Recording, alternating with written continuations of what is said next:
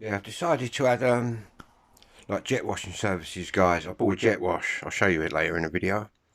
I've decided to add sort of jet washing, gutter clearing. I was cleaning this old soldier's 84-year-old's windows, and he said, "Oh, Phil, you ought to do because I'm quite tall. You can see that." He said, "You ought to do the gutters." So I've been thinking about that, and if I'm on the house anyway, doing the windows, and they want gutters done. Um, I would normally do that by hand anyway, but obviously with a jet wash, it'll be a bit easier. Anyway, I've got one. Not too sure how they work, never really used one. Um, yeah. Another bit of kit to add to the expenditure. But it's all good, guys. It's all good. You think how much that bit of kit, say, cost you 100 quid? What's that going to earn you in its lifetime? A lot more than 100 quid. That's the way I look at it. That's the way I look at my business. The more things I buy, obviously the value of the business goes up because I've got assets within that business. Do you get me? Or that's how my brain's thinking. I haven't spoken to any business advisors or nothing like that. But to be honest with you, I think with my crazy fucking brain, I think I do alright on my own. And I think all they'll do is advise me on what I'm thinking anyway, which would be a complete waste, wouldn't it? That's what I'm thinking anyway. But yeah, that's how it works, I think. Obviously, you've got assets within that business. So, say in 10 years' time, I've got 100 houses, 200 houses, or whatever. I can sell that 200 houses. Do you get me? If people sell their rounds. And obviously, I could sell my. I've seen some people selling all their kit as well. And obviously, the more kit you've got, no words needed, is there? The more value it's worth. But yeah, I've got to start looking for my tobacco. So I've just smoked my last bit of backy. But I've got my backy pouchlet, which I sort of fill out from the main pouch. I've thrown my main pouch down. I do it all the time. It's in it somewhere, and I ain't going to buy any because I've got half a pouch somewhere, but it's all good. But yeah, it's about 25 today, guys, out there. So it's about 5 degrees cooler, which I can feel for the coolness, even though it's pretty hot still.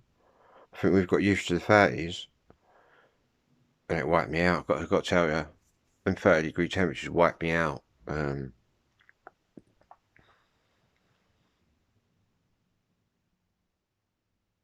I've got to wait for a text from the chemist girl. Medication, she's putting it together. I should say, what will that be today, tomorrow? Um, I don't know.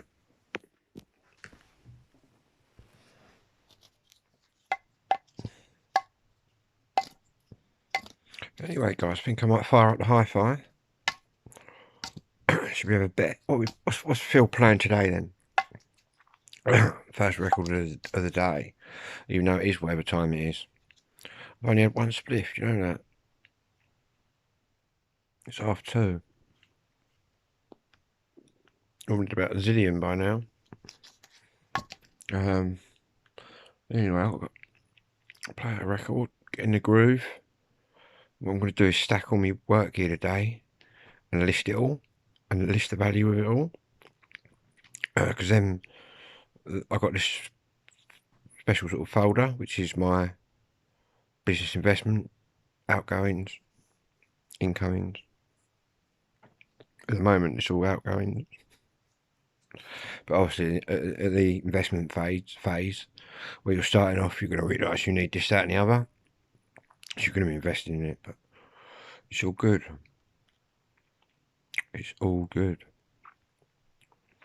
But the pressure washer, that looks quite good. It's got like a brush on it, and it's also got like a nozzle that you fire off. But how you connect it all up, I've got no idea. I was having a look last night, I ain't got a clue. But I turned it on at about, half 12, 1 in the morning. It made a horrendous noise, so I couldn't turn that off. I don't know if everyone heard that up the road. If you did, good. Oh,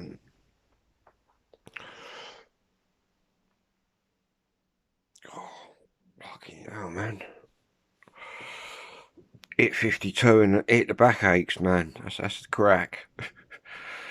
52. What the fuck? Where have the years gone, people? That means I'm 60, man, in 8 years' time. That means my brother, my oldest brother, because there's 5 of us kids, me being the youngest, my oldest brother, Tim, he's got 10 years on me, the old cunt. So he's already 62. Makes you wonder who's going to go first when the time's come. Do you know what I mean? Never thought I'd get to this age where I'd be getting old myself. So obviously all my siblings are older. But then we've all led completely different lifestyles. It's definitely going to contribute to age, I think. I've stayed pretty super fit throughout all my life, which has definitely got to put me in the ballpark ahead of them, my brothers, I think, and my sisters. Even though my sisters are the next ones up from me. 2 girls, and then 2 boys after that. But yeah. And yeah, I went out, as they've slated me over the years, yeah, you druggy, this, that, the other. Yeah, I went out, I did lots of fucking drugs at acid parties and raves when they all took off. I was right into it, loved every fucking minute of it. But at the end of the day, I was keeping super fit, dancing my tits off all night. I weren't sitting in some crack fucking den or some smack den. You know what I mean? I was up in the lasers, mate. That's the only drugs I've ever gone for, people, is the party drugs.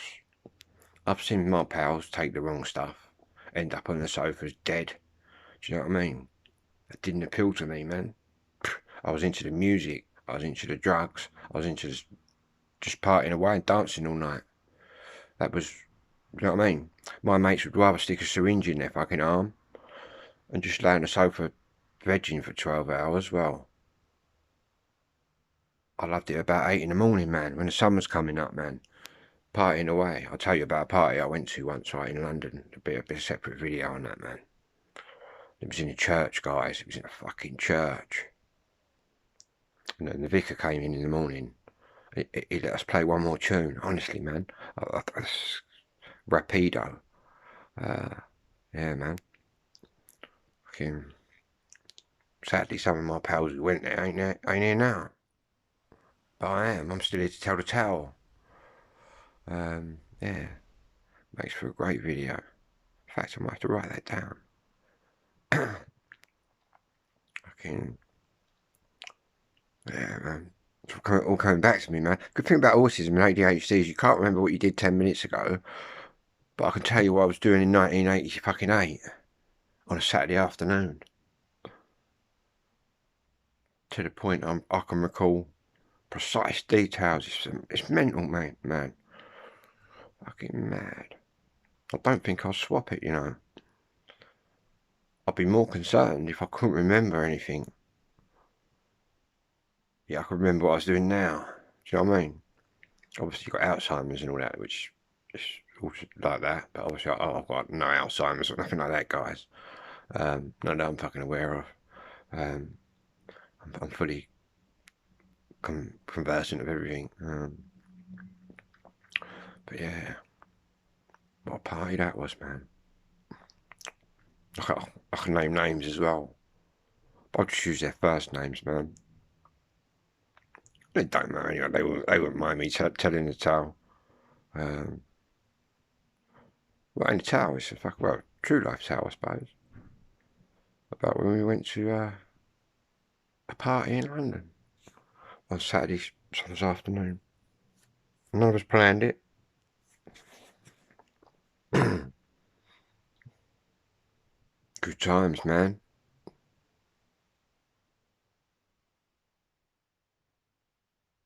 Got fond memories of my old party days, especially getting in on Sunday morning after the party, sitting there talking to my dad out my tits.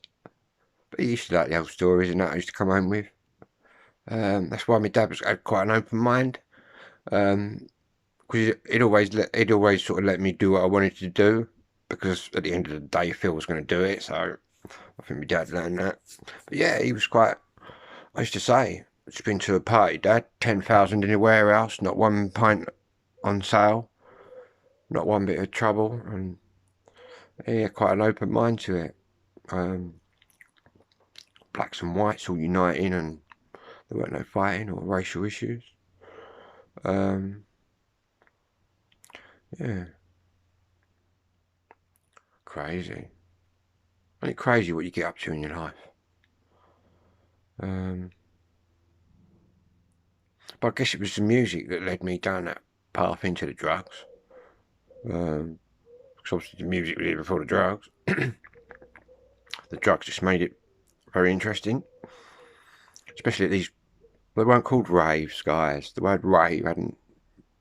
If someone had come up to you and said, "Oh, we're coming to this rave," you'd have gone, "What the fuck's he on about?" Do you know what I mean? If someone's coming up to this, coming to this party or coming to this do, then you would have known what the clue was. You would have known where you were going. But as to the word rave, hadn't really conceived at that point. It was just a party, and a lot of parties around here, you see, in Kent, probably Essex as well. More in Kent, probably. A lot of them was in the countryside and just fucking places you didn't even know where you was half the time. But then also you had like right around the M25, which obviously goes right around London, Kent, Essex. You had all the parties around there. We went to a few of them. They were known as the M25 parties. And they were off the scale, man. All illegal, guys. These are all illegal I'm talking about, to start with. Um, didn't get legalised till a long time along the road.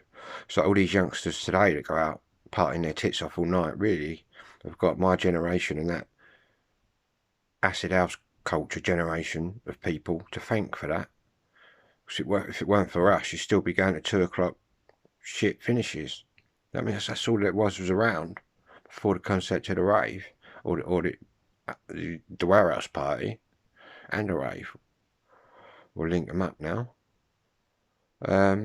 Yeah, mad, isn't it? How things, social changes. It's like all the football hooligans. I wasn't a football hooligan, but I know some of my pals was football hooligans, but that didn't really appeal to me. To be honest, I'd been fighting all my fucking life, so I was quite happy just to enjoy myself. Obviously, each to their own. And it was actually the ecstasy rave boom, when it all took off proper, when it went from underground to overground.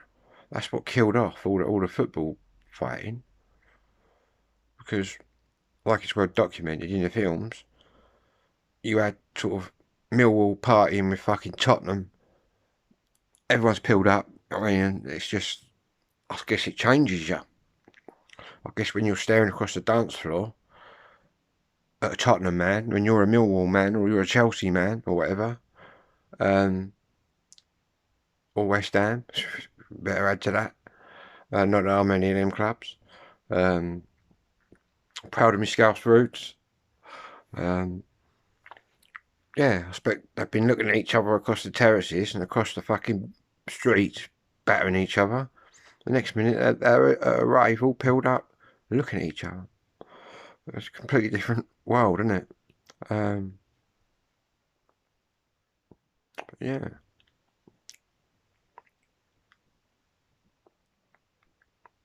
Give us a thumbs up if you experienced that scene as well, and you went to any illegal parties. Uh,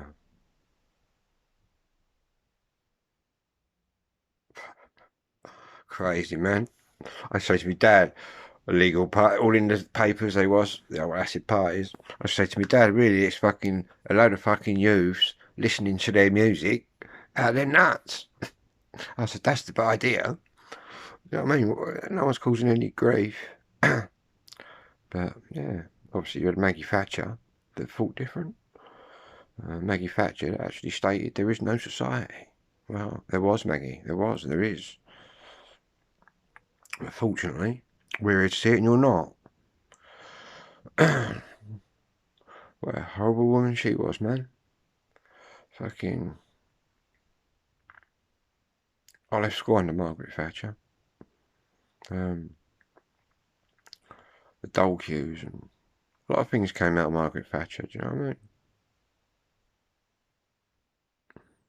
The two-tone movement and very politically influenced, same as UB40. Like UB40, man, taking their name from the dole card of the time. All you people my age remember the UB40 cards and signing on and how it was all different back in the day.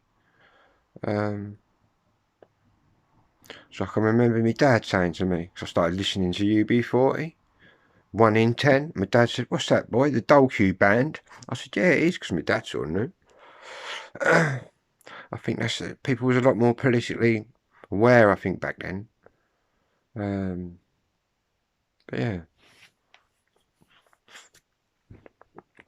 Anyway, guys, I've got to upload this video and stop chattering. Whatever you're doing, be lucky.